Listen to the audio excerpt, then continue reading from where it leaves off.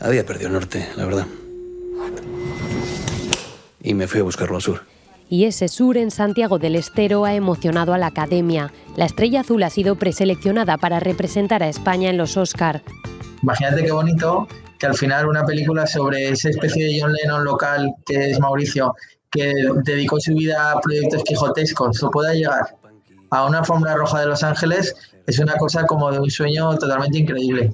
Y es que todo este largometraje va de sueños, empezando por el de Macipe, que quiso contar cómo Mauricio Aznar cumplió el suyo. Y encontré un lugar donde la música es todo. No creo que a él le importara mucho que se reconociera su persona, tanto como su música o la música que a él le gustaba. Más Birras ha triplicado sus reproducciones en plataformas y el género musical de la chacarera no suena tan lejano. Todo el origen del proyecto nace desde Aragón y desde Aragón mira al mundo. Entonces creo que es un orgullo para toda la tierra, que yo creo que siente la película muy suya y la gente coincide en que sale del cine con ganas de vivir, con ilusión. Porque al final ese es también el propósito de La Estrella Azul.